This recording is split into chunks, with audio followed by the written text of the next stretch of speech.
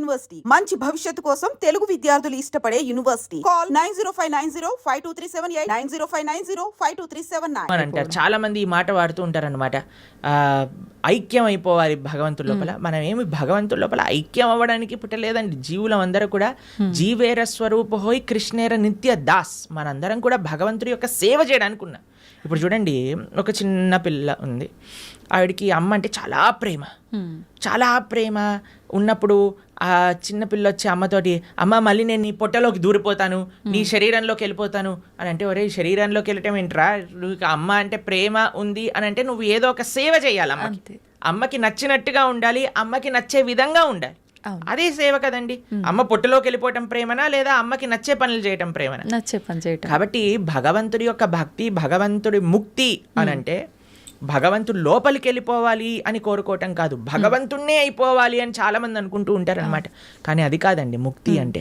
ముక్తి అంటే భగవంతుడి యొక్క సేవ చేయటం. భగవంతుడి యొక్క సేవ కాదు, భగవంతుడి యొక్క భక్తుల యొక్క సేవ. భగవంతుడి యొక్క భక్తుల యొక్క సేవ కాదు, భగవంతుడి యొక్క భక్తుల యొక్క భక్తుల యొక్క సేవ. భగవంతుడి యొక్క భక్తుల యొక్క భక్తుల యొక్క సేవ కాదు, భగవంతుడి యొక్క భక్తుల యొక్క భక్తుల యొక్క భక్తుల యొక్క సేవ. దాసానుదాసో తవ పాదేయిక మూలం. ఇది ముక్తి అని అంటే. మనం చాలామందికి ప్రశ్న, ఒకవేళ మనకి ముక్తి వచ్చేసింది అనుకోండి, భగవంతుడి దగ్గరికి వెళ్ళిపోవాలి, ఏం చేస్తాము? సేవ చేసుకుంటాం. ఎస్, సేవ చెయ్యాలి అనే వాళ్ళకే అక్కడికి అలౌడ్ ఉంటుంది, లేకపోతే అలౌడ్ ఉండదు అనమాట. నేను కూడా, మీరు వైకుంఠానికి ఎందుకు వెళ్తున్నారండి అని వీసా స్టాంపింగ్ వాళ్ళు అడిగారనుకోండి, ఏం లేదండి మేము కొద్దిగా మాకు వైకుంఠం చూసి రావాలని ఉందనుకోండి, రిజెక్ట్ అనేసిస్తారు. టూరిస్ట్గా వెళ్ళలే మనం వైకుంఠానికి, పర్మనెంట్ రెసిడెంట్గానే వాళ్ళు వీసా ఇస్తారు. ఆ పర్మనెంట్ రెసిడెంట్లో కూడా పర్మనెంట్ ఎంప్లాయ్మెంట్ ఉంటుందన్నమాట మనకి భగవంతుడి యొక్క సర్వీస్. ఎవరైతే ఎంజాయ్మెంట్ మెంటాలిటీ ఉంటుందో వాళ్ళకి పరలోకానికి ఎలౌడే ఉండదు. ఎవరైతే సేవా భావనలో ఉంటారో వాళ్ళకి మాత్రమే భగవంతుడి దగ్గరికి ఎలౌడ్ ఉంటుంది. ప్రభుజీ, జీవాత్మ అంటుంటారు, జీవుడు జీవాత్మ రెండు ఒకటేనా, వేరు వేరంటారా? ఎస్, మనకి 3 రకాల శరీరములు ఉంటాయి. ఇప్పుడు మీరు చూసే దాన్ని స్థూల శరీరము అని అంటారు. అంటే చర్మము, బ్లడ్, బోన్స్ వీటన్నిటితో ఉండే స్థూల శరీరం అంటారు. దీంట్లోపల సూక్ష్మ శరీరం అని ఉంటుంది. మన బుద్ధి అహంకారములతో స్థూల శరీరం ఉంటుందన్నమాట. దాని లోపల స్థూల శరీరం, సూక్ష్మ శరీరం, దాని లోపల మనకి కారణ శరీరము అని అంటారు. దాన్ని ఆత్మ, జీవాత్మ అని అంటారు. ఇప్పుడు చూడండి, ఫర్ ఎగ్జాంపుల్, ఇప్పుడే నేను స్టూడియోకి వస్తుంటే ఒకళ్ళు వెళ్ళిపోయారు, ఆయన పక్కన నుంచి ఇలా తీసుకెళ్తూ ఉన్నారనమాట. సపోజ్ పలానా వ్యక్తి వెళ్ళిపోయారండి అని అంటారు. వెళ్ళిపోయారు అని అంటే ఇక్కడే కదండి మనం ముందే కనిపిస్తున్నారు కదా. మరి వెళ్ళిపోయారు అని ఏం వెళ్ళిపోయింది? ఆత్మ. ఇదే బేసిక్ అండర్స్టాండింగ్. కానీ ఎంతమందికి ఈ విషయం గురించి, అరే ఆత్మ వేరు శరీరం వేరు అని మనం గుర్తించేసామనుకోండి, ఈ శరీరం పైన అంత ఇన్వెస్ట్మెంట్ ఎందుకు చేస్తాం చెప్పండి? అసలు ఎవరైనా అద్దెల్ని అలంకరించుకుంటారా? మీకు ఈ స్టూడియో అంటే జస్ట్ రెంట్కే ఇచ్చారంటే మీరు ఒక ₹1 కోటి పెట్టి దీన్ని రీమోడిఫికేషన్ చేస్తారా? లేదు, ఆలోచిస్తాం ప్రభుజీ, ఖచ్చితంగా ఆలోచిస్తాం. ఎప్పుడైతే మన సొంత ఇల్లు ఉంటుందో అక్కడ అలంకరించుకుందాం అని అనుకుంటారు కదా. కానీ మనందరం చేసే పని ఏంటి? ఇది తెలుసు, అదే ఈ శరీరము పర్మనెంట్ కాదు, అయినా సరే మనం ఈ శరీర పోషణలో ఉన్నాం. కానీ శరీర పోషణలో ఉండద్దు అని చెప్పట్లేదండి, కానీ ముఖ్యమైన ఆత్మని మర్చిపోరాదు. అదే అన్నిటికంటే ముఖ్యం. జీవాత్మ మనము అని అంటే, ఇప్పుడు చూడండి, ఇది నా చెయ్యి అంటాం, నా చెయ్యి, నా షర్ట్, నా వాచ్, నా తల, నా కళ్ళు. మరి నువ్వెవరు? నా నా నా నా అంటున్నావు కదా, మరి నువ్వెవరు అని కానీ మనం ప్రశ్న చేసుకుంటే మనకు తెలుస్తుంది, మనం ఈ శరీరం కాదు. శరీరం అయితే మరి ఆ వ్యక్తి అలానే ఉన్నాడు కదా, వెళ్ళిపోయారు అని ఎందుకు అంటున్నారు? జీవులం మనం, మనందరం కూడా ఆత్మ, అదే జీవాత్మ అంటారు. కేవలం ఈ 3 కాదండి, ఇంకొక ఆయన కూడా మన శరీరంలో ఉన్నారు, ఆయన పరమాత్మ. మన హృదయంలో, హృదయ స్థానంలో 2 ఉంటారు వ్యక్తులు, జీవాత్మ, పరమాత్మ, 2. జీవాత్మ ఎప్పుడైతే పరమాత్మను తెలుసుకొని పరమాత్మకు శరణాగతి చేసి పరమాత్మ సేవ చేస్తారో దాన్నే ముక్తి, మోక్షము అనేది. కాబట్టి జీవుడు జీవాత్మ 2 ఒకటే. జీవాత్మ ఒకళ్ళు, పరమాత్మ ఒకళ్ళు. పరమాత్మని తెలుసుకోవటమే జీవుడి యొక్క లక్ష్యం. ప్రభుజీ, ఒకసారి ఆత్మ శరీరాన్ని విడిచి వెళ్ళిన తర్వాత మళ్ళీ ఎంత కాలం పడుతుంది మళ్ళీ ఒక జీవిలో రావటానికి? ప్రాణం అంటే ఏమంటారు, అది ఒక కస్టమైజ్డ్ ప్రాసెస్ అన్నమాట. అది ఎవరికి ఎంతసేపు వాడు నరకంలో ఉంటాడో, ఎంతసేపు స్వర్గంలో ఉంటారో, ఎంత తొందరగా అవన్నీ ఇంకా మనం చెప్పలేం. చాలా కాంప్లికేటెడ్ కర్మ సిద్ధాంతం అంటే. దానికి ఏం స్పెసిఫిక్ పారామీటర్స్ లేవు. Okay. మనతోటి అయినప్పుడే మనకు తెలుస్తుంది ఎన్ని రోజులు ఉన్నాం, మనం ఎక్కడ ఉన్నాం అనేది. Okay. కాబట్టి తప్పకుండా ఒక శరీరం నుంచి వదిలిపెట్టి వెళ్ళాక కొన్ని రోజులు ఆ జీవాత్మ అలానే తిరుగుతారు అని చెప్తారు. అందుకే మనము మంచి పుణ్యకర్మలన్నీ చేయడానికి ప్రయత్నం చేస్తాం. 10, 11, 12 అట్లా ఒక్కొక్కరికి ఒక్కొక్క పద్ధతులు ఉంటాయి. దాని తర్వాత వాళ్ళు అక్కడ నుంచి స్వర్గాది లోకములకు, నరకాది లోకములకు వెళ్ళి వాళ్ళ పాప పుణ్యాలన్నీ అనుభవించి మళ్ళీ ఇంకొక శరీరంలోకి దాల్చడానికి ఈ భూలోకంలోకి రావాల్సి వస్తుంది. లేదు ఆయన చాలా భాగవతోత్తముడు, భగవంతుడికి శరణాగతి చేసి భక్తి చేసిన వాళ్ళు, పుణ్యంతో సంబంధం లేదు, పాపంతో సంబంధం లేదు, సాయిగా యత్గత్వా నా నివర్ధంతే తద్ధామ పరమమ్మ, భగవంతుడి యొక్క లోకానికి చేరుకున్నారనుకోండి, ఇంకా మళ్ళీ పుట్టాల్సిన అవసరం లేదు, పుణ్యము లేదు, పాపం లేదు, ఏ గోల లేదు, ఆనందంగా భగవంతుడి యొక్క సేవలో ఉండొచ్చు. మన సనాతన ధర్మంలో మీరు అర్థం చేసుకోవాల్సినవి 3 ఉన్నాయండి. ఏంటి ప్రభుజీ? ఒకటి పాపం, అంటే మనం చేసే తప్పుడు వాటికి వచ్చే ఫలితాన్ని పాపము అని అంటారు. 2 పుణ్యం, మనం చేసే మంచి పనులకి మనకి రిటర్న్గా వచ్చేది పుణ్యం. ఇంకొకటి 3వది ఉందండి, దాన్ని భక్తి అని అంటారు. భక్తి పుణ్యానికి సంబంధం లేదు, పాపానికి సంబంధం లేదు, ఇది సపరేట్ బ్యాంక్ అకౌంటే. ఎప్పుడైతే మనం ప్రేమతో భగవంతుడిని ఆశ్రయిస్తామో అది పుణ్యం కాదు, అది భక్తి సుకృతి అంటారు, భక్తోన్ముఖ సుకృతి అని అంటారు. ఎవరైతే భక్తి చేస్తారో అటువంటి వాళ్ళు నా స్వర్గానికి వెళ్ళరు, నా నరకానికి వెళ్ళరు, వాళ్ళు వెళ్ళేది భగవంతుడి యొక్క లోకానికి. స్వర్గానికి వెళ్ళినా, నరకానికి వెళ్ళినా, ఇంకా ఏ దేవత యొక్క ప్రపంచానికి వెళ్ళినా సరే, లోకానికి వెళ్ళినా సరే, కృష్ణుడు భగవద్గీతలో చెప్తారు, ఆ బ్రహ్మ భువనాలోక పునరావృత్తినో అర్జున. ఇక్కడ నుంచి బ్రహ్మలోకం అంటే అన్నిటికంటే టాప్ మోస్ట్ లోకం అనమాట. అక్కడ వరకు వెళ్ళిన వాళ్ళు కూడా మళ్ళీ పుట్టాల్సిన అవసరం ఉంటుంది. ఎప్పుడైతే మాముపేత్యత్తు కౌంతయ్య, నన్ను ఆశ్రయించిన వాళ్ళు, ఎవరు చెప్తున్నారు నన్ను అని అంటే కృష్ణుడు అర్జునుడితో చెప్తున్నారు, నన్ను ఆశ్రయించిన వాళ్ళకి మళ్ళీ పుట్టుక అనేది ఉండదు అనే విషయం చెప్తున్నారు. కాబట్టి మనం పుణ్యం పైన ఫోకస్ చేయకూడదు, పాపం పైన ఫోకస్ చేయకూడదు, మనం భక్తి పైన ఫోకస్ చేయాలి. ఇది పర్మనెంట్ సొల్యూషన్ అనమాట. ఓకే ప్రభుజీ, భక్తి వేరు, భగవంతుణ్ణి తెలుసుకోవడం వేరా ప్రభుజీ? 2 ఒకటేనా? భక్తి మార్గంలో మొట్టమొదటి అడుగు శ్రవణం, అంటే భగవంతుడి గురించి తెలుసుకోవడం. ప్రహ్లాదుని హిరణ్యకశిపుడు అడుగుతారు, అయ్యా నువ్వు స్కూల్కి వెళ్ళావు కదా, బోర్డింగ్ స్కూల్, హాస్టల్కి వెళ్ళావు కదా, ఏం నేర్చుకున్నావు అని అంటే, శ్రవణం కీర్తనం విష్ణు, శ్రవణం అని అంటే భగవంతుడి గురించి వినటము. భక్తి అంటే ఏదో పూజలు చేసేసి, ఇక్కడ నుంచి 1000 పూలు పట్టుకొచ్చేసి, ధూపాలు వేసేసి, నోములు ఇచ్చేసి, లక్ష పూలలతో పూజ చేసేసి, ఒక లీటర్ల అభిషేకాలు చేసి, ఇది కాదండి భక్తి అంటే. భక్తి అంటే భగవంతుడి గురించి వినటం. ఇది ఎవరు చెప్తున్నారు? పరమ భక్తుడైన ప్రహ్లాదుడు చెప్తున్నాడు. ఫస్ట్ ప్రాసెస్ ఏంటి? శ్రవణం, భగవంతుడి గురించి వినటం. ఏం వినాలి? గీత, భాగవత, రామాయణ అసలు అన్నీ ఏదైతే భగవంతుడి గురించి చెప్తారో వాటిని వినాలి. శ్రవణం, కీర్తనం, దాని తర్వాత మనం చేయాల్సింది జపం. చూడండి ఆయన ఏం ప్రాసెస్లో చెప్తున్నారు, ప్రియారిటీ వైజ్ చెప్తున్నారు అనమాట. శ్రవణం, కీర్తనం, విష్ణో, ఎవరికి చేయాలి ఇది? భగవంతుడైన నారాయణుడు విష్ణువుకి చేయాలి. శ్రవణం, కీర్తనం, విష్ణు, స్మరణం, పాద సేవనం, స్మరిస్తూ ఉండాలి. మనం విన్నది స్మరిస్తూ ఉంటే అప్పుడు మనకి భగవంతుడి పట్ల ప్రేమ పెరుగుతుంది. అప్పుడు మనం భగవంతుడి యొక్క ఆరాధన చేసామనుకోండి, ప్రేమతో ఆరాధన చేయగలుగుతాం. లేకపోతే ఎప్పుడు మనసులో ఈ కోరిక గుర్తొచ్చినంత భగవంతుడు గుర్తురాడు. నిజమే ప్రభుజీ. ఎప్పుడైతే మనం శ్రవణం, కీర్తనం, భగవంతుడి గురించి వింటామో, భగవంతుడి యొక్క నామాన్ని జపం చేస్తామో, అప్పుడు మనం ఆరాధన చేసేటప్పుడు మన మనసు భగవంతుడి పైన ఉంటుంది. కాబట్టి అందరూ కూడా ఫస్ట్ వ్రతాలు, నోములు, పూజలు చేసేయడానికి పరిగెత్తుతూ ఉంటారు. కానీ దాటికంటే ఫస్ట్ ఇనీషియల్ స్టెప్స్ ఏంటి అని అంటే, ఇప్పుడు చూడండి, ఒక ఫస్ట్ ఫ్లోర్కి ఎక్కాలి అని అంటే మనం లాంగ్ జంప్ చేసేసి ఎక్కిస్తామా? ఒకసారి దూకామనుకోండి, ఆయనతో కాళ్ళు చేతులు విరిగిపోతాయి, అంతే. మెల్లమెల్లగా ఎక్కామనుకోండి, కరెక్ట్ పాత్లో మనం వెళ్తూ ఉండొచ్చు అనమాట. అందుకే ఫస్ట్ స్టెప్ ఏంటంటే భగవంతుడి గురించి వినండి, భగవంతుడు గురించి స్మరించండి, భాగవత, రామాయణాదులు ఏం చెప్పారో తెలుసుకోండి. అందుకే ఇన్ని గంటలు మనం యూట్యూబ్లలో వీటిలలో చెప్పేది ఎందుకు అని అంటే, జనాలు వినడానికి. వింటే వాళ్ళకి భగవంతుడి గురించి తెలిస్తే మంచి భక్తి మార్గంలో ముందుకెళ్తే అది జీవుడి యొక్క పరమశ్రేయస్సుకి కారణం అవుతుంది. ఓకే ప్రభుజీ, ఒక మంచి భక్తుడిగా ఉండాలి అంటే ఫస్ట్ చేయాల్సింది మీరు చెప్పినట్టుగా భగవంతుడి గురించి వినడమే అంటారా? కరెక్ట్. శ్రవణం, కీర్తనం. ఫస్ట్ ప్రాసెస్ ఏంటి అంటే శ్రవణం. మనం వినడానికి ప్రయత్నం చేయాలి. ఎవరి నుంచి వినడానికి ప్రయత్నం చేయాలి? ఎవరైతే శాస్త్ర అధ్యయనం చేసిన మంచి భక్తులు ఉన్నారు. ఇప్పుడు చూడండి, మార్కెట్లో ఎవరు పడితే వాళ్ళు చెప్పడానికి రెడీ అయిపోయారు. అవును. ఇది ఇలా చెయ్యి, ఆ చిట్కా ఇలా చెయ్యి, ఈ పరిష్కారం ఇలా చెయ్యి. అసలైతే ఎంత అసలు ఆశ్చర్యం అనిపిస్తుంది అంటే కొన్నిసార్లు మాకు వీడియోలు పంపిస్తే అసలు ఇలాంటి వ్యక్తుల్ని ఎలా వినగలుగుతున్నారు జనాలు అని అనిపించేటట్టుగా ఆశ్చర్యపడిపోతాం అనమాట. ఎందుకంటే భాగవత మన శాస్త్రాలు చెప్పే విషయం వేరు, వీళ్ళు చెప్పే విషయాలు వేరు. ఒకడు తలపైన చేయబెడతానంటాడు, ఒకడు ఇంకొక మాయ చేస్తానంటాడు, ఇంకొకడు మ్యాజిక్ చేస్తానంటాడు. మాయలు మ్యాజిక్ కావాలంటే మీరు మ్యాజిక్ షోకి వెళ్ళండి కదా, దేవుడి దగ్గరికి ఎందుకు రావాలి? ఆధ్యాత్మిక గురువు మాయలు, మ్యాజిక్లు, తంత్రాలు, యంత్రాలు, తలపైన చేయబెట్టాలు అవన్నీ చేయరండి. ఆధ్యాత్మిక గురువు ఎప్పుడైనా సరే, మీరు ఏ శాస్త్రంలో చూసినా ఎవరైనా సరే మీరు చూడండి, మన జ్ఞానము వేరే వ్యక్తులకి గురువు ఎప్పుడు కూడా శ్రవణం ద్వారానే పంపిస్తారు. రామ లక్ష్మణులు కూడా విశ్వామిత్రుల దగ్గర నుంచి శ్రవణం చేసి జ్ఞానాన్ని సంపాదన చేసుకున్నారు.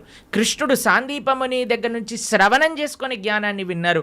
అర్జునుడు కృష్ణుడి దగ్గర నుంచి శ్రవణం చేశారా? కృష్ణుడు వచ్చి చేయబెట్టాడు అర్జునుడి పైన శ్రవణం. కాబట్టి భగవంతుడిచ్చిన మార్గము శ్రవణం. మన జ్ఞాన సముపార్జన చేయాలి. మనకి ఏదో అయిపోవాలని మన ధర్మంలో కొంతమంది మనల్ని మోసం చేసే, ఇప్పుడు చూడండి, ఎవరికైతే మోసపోవాలని ఉంటుందో వాళ్ళని మోసం చేసే వాళ్ళు రెడీగా ఉంటారు మార్కెట్లో. మన ధర్మంలో మోసాలు చేసేవాళ్ళు తక్కువ అని మనం చెప్పడానికి వీలు లేదు, ఉన్నారు. ఎందుకంటే మనకి ఆ మోసపోయే ప్రవృత్తి ఉన్నది కాబట్టి. ఇది కాకుండా ఇతర మతాల వాళ్ళైతే ఇంకా పీక్స్కి వెళ్ళిపోయారనమాట. వాళ్ళు చేసే మోసాలు కానీ, వాళ్ళు చేసే యాక్టింగ్లు కానీ, వాళ్ళు చేయించే డ్రామాలు కానీ చూస్తే అసలు ఎందుకు ఇంతమంది అక్కడ ఉంటున్నారంటే, అసలు మీరు చూడండి, మేము ఆ వీడియో చూసినప్పుడు మాకు పంపిస్తుంటారనమాట జనాలు, ఇలా ఇలా ఇలా ఇలా వీళ్ళు చేస్తున్నారు ప్రభుజీ, పాస్టర్లు వీళ్ళు అని చూస్తున్నప్పుడు అయితే మాకు అనిపిస్తుంది, ఎవడైనా బుర్రున్నవాడు అసలు ఈ సభకి వెళ్తాడా? అసలు వీక్షిస్తాడా? వేలాది మంది అక్కడ కూర్చొని వీక్షిస్తున్నారు అంటే వీళ్ళందరూ మోసపోవడానికి రెడీగా ఉన్న వాళ్ళనే కాబట్టే కదండి మోసం చేస్తుంది. వాడు ఇంటికి వెళ్ళాక అనుకుంటాడు, అసలు వీళ్ళు ఎంత మూర్ఖులు, అసలు ఎలాంటి వ్యక్తులు వీళ్ళు, నేను చేసే యాక్టింగ్లకి చప్పట్లు కొట్టటాలు, అరవటాలు, ఇలాంటి వాళ్ళు ఉన్నంత వరకు మోసాలు ఆపలేమండి. మన లోపల ఒక జాగరూకం కావాలి. నేను శాస్త్రాన్ని నమ్ముతా, భగవంతుడి యొక్క తత్వాన్ని అధ్యయనం చేస్తా, కానీ మ్యాజిక్ల వల్ల, ఏమంటాం, మీరు చేతులు పెట్టటాల వల్ల, ఏవో సృష్టించటం వల్ల, ఏదో మన జీవితంలో ఏదో మంచి జరిగిపోవటం వల్ల, దానివల్ల ఏది వచ్చే ప్రయోజనం లేదండి. ఈరోజు మంచి జరుగుతుంది, రేపేం జరుగుతుంది? జీవుడి యొక్క పరమశ్రేయస్సు భగవంతుడి గురించి తెలుసుకోవటం మనందుకే మేము ఎక్కడికి వెళ్ళినా మొత్తుకునేది ఒకటే విషయం, ఇవన్నీ ఒక ట్రాప్లో పడకండి. మన మానవ జన్మ ఎన్నో సంవత్సరాల తర్వాత మనకి రేర్గా దొరికిన ఈ అవకాశాన్ని మంచి మార్గంలో ఉపయోగించుకోండి అనే మేము అందరం ప్రార్థన చేస్తూ ఉంటాం అందరికీ కూడా. ఎందుకంటే మాకు అనిపించేది ఏంటి అంటే, పాపం ఇలాంటి వాళ్ళ ట్రాప్లలో పడే వాళ్ళు చెడ్డవాళ్ళు కాదండి. భగవంతుడి గురించి తెలుసుకోవాలి అనుకుంటే కదా వాళ్ళు ఇలాంటి బాబాల దగ్గరికి లేదా ఇలాంటి వ్యక్తుల దగ్గరికి వెళ్ళేది. కానీ మేము అనుకునేది ఏంటి అంటే, మంచి మార్గం కానీ వాళ్ళు తెలుసుకోగలిగితే వాళ్ళ జీవితం పండిపోతుంది. మన శాస్త్రం ఏం చెప్తుంది తెలుసా? ఇలాంటి చెడు వ్యక్తుల వల్ల వెళ్ళే వాళ్ళ పరిస్థితి ఎలా ఉంటుందట అంటే, సగం మింగిన కప్పలాగా ఉంటుందట. పాము ఒక పెద్ద కప్పని పట్టేసుకుంటుంది. ఎంత పెద్దగా ఉంటుందంటే ఆ కప్ప లోపలికి మింగలేదు, బయటికి వదలలేదు. అలాంటి పరిస్థితులు చిక్కుకుపోతారు. కాబట్టి మీ అందరికీ మేము చేసే ప్రార్థన ఏంటి అంటే, ఎవరైతే శాస్త్రాన్ని అధ్యయనం చేశారో, శాస్త్రపరంగా శాస్త్రసమ్మతంగా మాట్లాడతారో, ఎవరైతే వైదిక సనాతన ధర్మాన్ని ఆచరిస్తూ ఉన్నారో, ఇప్పుడు ఏంటంటే అండి, కలియుగంలో ఎంతోమంది దేవుళ్ళని మ్యానుఫ్యాక్చర్ అయిపోయారు. ఎక్కడ చూసినా వీడి దేవుడు అంటాడు, వాడి దేవుడు అంటాడు, అందరినీ దేవుళ్ళు అనటం ప్రారంభం చేశాం. కానీ ఒక్క విషయం, భగవంతుడు అనేవారు ఎవరైనా ఉంటే అది వేదములు ప్రతిపాదన చేసిన వారు మాత్రమే. కాబట్టి శాస్త్రీయంగా ఎవరైతే ప్రామాణికంగా దైవము అని చెప్పారో వాళ్ళ గురించి తెలుసుకోవటం శ్రేయస్సు. ఆ శాస్త్రీయమైన గ్రంథాలను అధ్యయనం చేయడం శ్రేయస్సు. కానీ మొన్న ఒక 50 సంవత్సరాల ముందో 70 సంవత్సరాల ముందో పుట్టిన గ్రంథాలని మనం చదవాల్సిన అవసరం లేదు. మనం చదవాల్సిన ఏదైనా వాంగ్మయం ఉంటే అది వ్యాసుడిచ్చిన వాంగ్మయం మాత్రమే. అది చాలా ముఖ్యం. ఓకే ప్రభుజీ, మీరు చెప్పినట్టుగా అంటే వీటన్నింటినీ చదువుకుంటూ భగవంతుడి గురించి వింటూ అలా ఉంటే నిజంగా భగవంతుడి అనుగ్రహం పొందొచ్చు అంటారా? గుళ్ళకి పుణ్యక్షేత్రాలకి వెళ్ళకపోయినా కూడా భగవంతుడి యొక్క అనుగ్రహం పొందాలి అని అంటే భగవంతుడు చెప్పినట్టు నడుచుకోవాలి. మీకు ఒక విషయం చెప్తాను. మీకు మీ పిల్లలు ఉన్నారనుకోండి, మిమ్మల్ని చాలా బాగా చూసుకుంటూ మీరు చెప్పిన పని ఏమీ చేయకపోతే మీకు ఆనందం వేస్తుందా? లేదా మిమ్మల్ని బాగా చూసుకుంటూ మీరు చెప్పిన పనులన్నీ కూడా చేస్తే బాగా ఆనందం వేస్తుందా? లేదా మిమ్మల్ని బాగా చూసుకోకపోయినా జస్ట్ మీరు చెప్పిన పనులన్నీ చేస్తే బాగా ఆనందం వేస్తుందా? బాగా చూసుకోవాలి, చెప్పింది వినాలి, అప్పుడే ఆనందంగా ఉంటుంది. అప్పుడే ఆనందంగా ఉంటుంది కదా. అదే మనం చేయాలి. భగవంతుడు చెప్పినట్టుగా నడుచుకోవాలి, భగవంతుడి యొక్క ఆరాధన చేయాలి. అది నిజమైన మంచి జీవుడు లేదా మంచి సనాతన ధర్మానికి చెందినవాడు చేసే పని. ఇటు భగవంతుడి యొక్క సాంగత్యం లేనప్పుడు మనం భగవంతుడి యొక్క స్మరణతో ధార్మికంగా ఉండటం, అలానే మనం భగవంతుడి యొక్క సేవ చేసుకునే ఒక అవకాశం వచ్చినప్పుడు సాక్షాత్తుగా అక్కడికి వెళ్ళి దర్శనం చేసుకొని ఒక సేవ భావనతో ఉండటం, ఆ రెండు ముఖ్యమే మనకి. ఓకే ప్రభుజీ, కొంతమంది తల్లి గర్భంలోనే ఉన్నప్పుడే రకరకాల రీజన్స్ ఏదైనా ఉండొచ్చు, చనిపోతూ ఉంటారు. అది వాళ్ళ గత జన్మ కర్మఫలమే అంటారా, లేదంటే మరి ఇంకేమైనా రీజన్ అయి ఉంటుందంటారా? ఇప్పుడు కర్మ ఎలా పనిచేస్తుంది అంటే అండి, అన్నిటినీ మ్యాచ్ చేస్తుంది అనమాట ఎగ్జాక్ట్ పాయింట్కి. తల్లిదండ్రుల కర్మ ప్రకారం ఏం జరగాలి అది ఉంటుంది, జీవుడు వచ్చేవాడి కర్మలో ఏం జరగాలి అది కూడా ఉంటుంది. అన్నిటినీ కలిపి మ్యాచ్ చేసి ఒక దగ్గర పంపిస్తుంది. కాబట్టి ఇది ఎవరి కర్మ అని చెప్తే ఆ జీవుడు కర్మనే, అలానే ఆ తల్లిదండ్రుల యొక్క కర్మనే, అందరి కర్మ మిక్స్ అయ్యి పరివారము అని అంటేనే ఒకళ్ళ కర్మ ఒకళ్ళు నెగేట్ చేసుకోవడానికి పుట్టినవారు. Okay okay. కాబట్టి ఇప్పుడు ఈ జన్మలో భార్యాభర్తలు పిల్లలు ఎలా వచ్చారండి, ఎవరు చూస్ చేశారండి, మాకు ఎవరు పిల్లలు పుడతారని ఎలా మనం ఎలాంటి ప్రభావంతో మీరు ఎవరికైతే రుణం ఉందో, ఎవరైతే మిమ్మల్ని పోయిన జన్మలో పెంచారో వాళ్ళకి మీరు మళ్ళీ పిల్లలుగా పుట్టారనుకోండి, వాళ్ళని పెంచి ఆ రుణం పోతుంది అనమాట. లేదు మీకు ఎవరైనా శత్రువులు ఉన్నారనుకోండి, వాళ్ళు కూడా పిల్లలుగా పుట్టచ్చు. ఎందుకంటే వాళ్ళకి మనం చేసిన అపచారాలన్నీ కూడా వాళ్ళు ఇప్పుడు మనతో చేసి మన కర్మ నెగెట్ చేస్తూ ఉంటారనమాట. కాబట్టి అది ఒక పెద్ద కాంప్లికేటెడ్ కార్మిక్ సైకిల్. అది ఎవరి కర్మ ఎగ్జాక్ట్గా అని చెప్పటం, అందరి కర్మ కలిసి ఒక కుటుంబం ఏర్పడుతుంది. ఒకళ్ళ కర్మ ఒకళ్ళు నెగెట్ చేసుకుంటూ ఉంటారనమాట. అది కుటుంబం అంటే. ప్రభుజీ, వాళ్ళు కర్మ అనుభవించటానికే మరొక జన్మ తీసుకుంటున్నప్పుడు అంటే బయటికి వచ్చి అనుభవించాలి కదా, కడుపులోనే ఎందుకు అలా అవటం? కడుపులో అనుభవం ఉండదా? కడుపులోనే అనుభవం ఉంటుంది. అంతే అనుభవం ఉండాలి అని కర్మ ఉంటే అంతే అనుభవం అంతే. Okay okay. కాబట్టి జీవుడు తల్లి గర్భములోకి వెళ్ళిన మరుక్షణం నుంచి కాన్షియస్నెస్ స్టార్ట్ అయిపోతుంది, డెవలప్ అవ్వటం అని చెప్తారనమాట. కాబట్టి గర్భస్థ నరకము అని అంటారు. ఇప్పుడు చూడండి, అమ్మ ఇప్పుడు మీరు రెస్పాండ్ అవ్వటం, ఇప్పుడు ప్రహ్లాదుడు గర్భంలో ఉన్నప్పుడే కదండి భగవంతుడి గురించి విన్నది. అవును. పిల్లలు అందుకే చెప్తారు, ఎవరైతే కడుపుతో ఉంటారో అప్పుడు మంచి విషయాలు వినాలని, రామాయణ భాగవతాలు వింటూ ఉండండి, అప్పుడు పుట్టేవాడు మంచి భక్తుడిగా పుడతాడు అని. ఎందుకంటే వాడి లోపల కాన్షియస్నెస్ ఉంది కాబట్టి, వాడు అనుభవిస్తున్నాడు ఏది మంచి ఏది చెడు. అందుకే అమ్మని జాగ్రత్తగా ఇది తినకూడదు ఇవి తినాలి అని ఎందుకు చెప్తారు అని అంటే, వాటి వల్ల ఆ పిల్లవాడికి కూడా ఆ రకమైన బాధ కలుగుతూ ఉంటుంది, లేదా ఆ రకమైన ఆనందం వస్తూ ఉంటుంది అని. కాబట్టి లోపల కూడా వాడు అనుభవిస్తూనే ఉన్నాడు జీవి. ప్రభుజీ, భగవంతుడి అనుగ్రహం అనేది ఇప్పుడు మామూలుగా చెప్తుంటారు కదా ప్రభుజీ, మగవారు ఇంట్లో యజమాని చేసే పూజ వల్ల ఎక్కువ ఫలితం ఉంటుంది, కుటుంబానికి మొత్తం చెందుతుంది. ఆడవారు చేసే పూజా ఫలితం అనేది తనకొక్కటి మాత్రమే చెందుతుంది అని చెప్పి చెప్తుంటారు. ఇది నిజమేనా ప్రభుజీ? ఒకవేళ ఇది నిజమైతే చేసే పుణ్యంలో 50% భార్యకి చెందుతుంది, భార్య చేసే పుణ్యంలో నయా పైసా హస్బెండ్కి రాదు. హస్బెండ్ చేసే పాపంలో 50% భార్య చేసే పాపంలో 50% హస్బెండ్కి చెందుతుంది, హస్బెండ్ చేసే పాపంలో నయా పైసా భార్యకి రాదు. ఓకే. కాబట్టి ఇలా చూసుకుంటే ladies are more fortunate in one sense. కాబట్టి యజమాని ఎందుకు జాగ్రత్తగా నువ్వు ధార్మికంగా ఉండాలి అని చెప్తున్నారంటే, ఎందుకంటే వాడే ఎక్కువ ట్రిత్లో ఉన్నాడు అనమాట. వాడు చేసిన దానికి చేయని దానికి అనుభవించాల్సింది వాడే, కాబట్టి జాగ్రత్తగా ఉండు అని చెప్పేది. కాబట్టి మనం ఆరాధన అంటే ఏదో ఇప్పుడు చాలా మంది ఆడవాళ్ళు పూజ చేయాలి, మగవాళ్ళు పూజ చేయకూడదు, మగవాడేమో కాఫీ తాగుతూ పేపర్ చదువుతూ కూర్చుంటాడు అనమాట. అది కాదండి. ఫస్ట్ మగవాడి బాధ్యత. మీకు విషయం చెప్పాలా, వైదిక ధర్మంలో వంట కూడా మగవాళ్ళే చేసేవాళ్ళు, ఆరాధన కూడా మగవాళ్ళే చేసేవాళ్ళు. మీకు విషయం చెప్తాను, కొన్ని సంవత్సరాల క్రితం కానీ మనం వెళితే చరిత్రలో బయట ఇల్లు ఊడ్చి తూడ్చి ముగ్గులేయటం కూడా మగవాళ్ళే చేసేవాళ్ళు. మరి ఇప్పుడు ఎందుకు లేదు ప్రభుజీ ఆచారం? మీరు ఉంటే బాగుండేది కదా. కానీ ఇట్ ఈస్ నాట్ ఆడవాళ్ళ పని పూజ అనే నోషన్ ఫస్ట్ పోవాలి. ఆరాధన అంటే అయితే మగవాడే చేయాలా కాదు, అందరు కలిసి ఆరాధన చేయాలి. ఎలా అందరూ కలిసి ఆరాధన చేస్తారు అని అంటే, ఎవరైతే ఇంటి యజమాని ఉన్నారో ఆయన భగవంతుడి యొక్క ఆరాధన చేస్తూ ఉంటారు.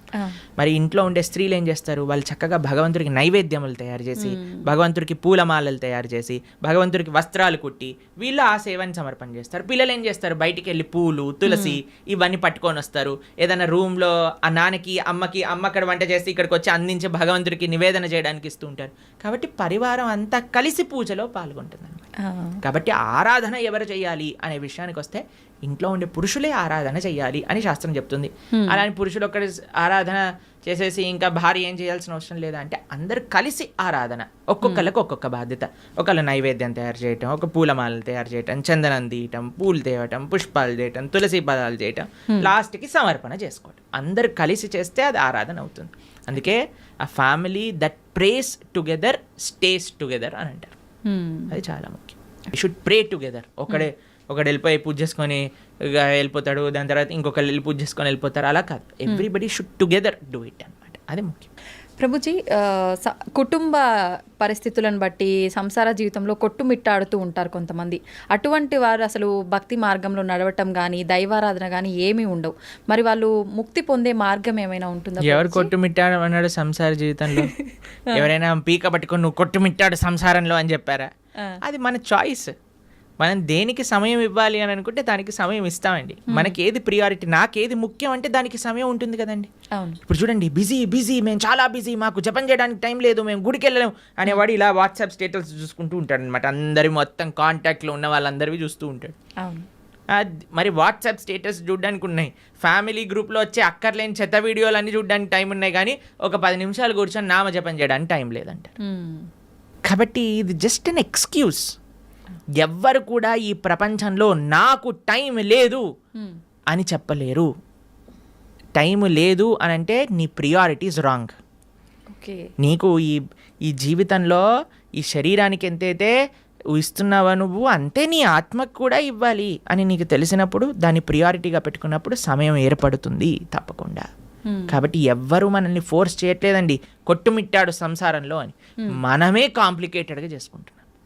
కాబట్టి మనకి ఈ జ్ఞానం వస్తే దీనివల్ల ఏం ప్రయోజనం లేదు, నా భక్తి, నా ధర్మము, నా దేశము, నా సనాతన ధర్మం గురించి మనం కూడా కొద్దిగా ఆలోచన చేస్తే అప్పుడు మన జీవితం బాగుంటుంది, ఈ దేశ భవిష్యత్తు కూడా బాగుంటుంది. ప్రభుజీ, చాలామంది కష్టాలు ఎక్కువగా ఉన్నాయి, ఇంకా నేను తట్టుకోలేను, ఇంకా నాకు అసలు వేరే దారే లేదు అని చెప్పి ప్రాణం తీసుకుంటూ ఉంటారు, ఆత్మహత్యలకు పాల్పడుతూ ఉంటారు. అలా చాలామంది ప్రాణాలు కోల్పోయి కుటుంబం ఇబ్బందులు పడే వాళ్ళు కూడా చాలామంది ఉన్నారు. ప్రభుజీ, అటువంటి వారికి మీరు ఇచ్చే ఆత్మహత్య చేసుకోవాలి అనుకుంటున్న వాళ్ళకి ఒక న్యూస్ చెప్తాను. మీరు ఏదైతే బాధతో చనిపోవాలి అని అనుకుంటున్నారో, ఇప్పుడు కానీ చనిపోతే దానికి 1,000,000 రెట్లు అయ్యి మరి జన్మలో ఆ బాధ అనుభవించాల్సి వస్తుంది. ఎన్ని రెట్లు? 1,000,000 రెట్లు. ఇప్పుడే నువ్వు భరించలేదు అని అనుకుంటే 1,000,000 రెట్లు అయ్యాక భరించే అవకాశం లేదు కదండి.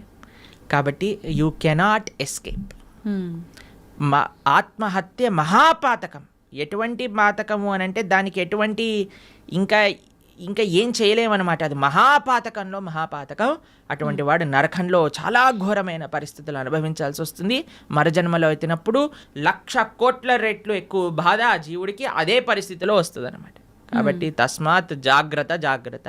ఇప్పుడు చూడండి, ఎవరైనా తాళం చేయి తయారు చేశారంటే దానికి తాళం తయారు చేశారంటే తాళం చేయి లేకుండా తయారు చేయరు కదండి. అలాంటి తాళం ఎక్కడైనా చూసారా? మన ప్రతి ప్రాబ్లంకి సొల్యూషన్ ఉంటుంది, ఓపికతో ఎతకాలంతే. కాబట్టి ఐ అండర్స్టాండ్, చాలామంది కాంప్లికేటెడ్ సిచ్యువేషన్స్లో ఉంటారు. కానీ మీరు ధైర్యంగా భగవంతుడి పైన నమ్మకంతో మీరు ప్రయత్నం చేయండి. ఎటువంటి సిచ్యువేషన్ దీనికి సొల్యూషన్ లేదు ఇంకా అనేది ప్రపంచంలో భగవంతుడు తయారు చేయలేదు. మీరు ధైర్యంతో ఉండండి, భగవంతుడు మీతో ఉన్నాడు, మంచి జరుగుతుంది. ఎప్పుడు కూడా ఆత్మహత్య లాంటి విపరీత డిసిజన్స్ మాత్రం తీసుకోకండి. ప్రభుజీ, మీరు అన్నారు అటువంటి పరిస్థితి నుంచి బయటపడే అవకాశం ఉంటుంది, జాగ్రత్తగా ఆలోచించండి. నిజంగా ఆలోచించేంత వీలు ఆ క్షణంలో ఉండదు అనే చెప్పాలి. నిజంగా మనం అంటే వద్దు, మనం ఇలాంటి ఎందుకు లేదు అని అంటే, ఎందుకంటే పిల్లలకి మనం చెప్పట్లేదు కాబట్టి.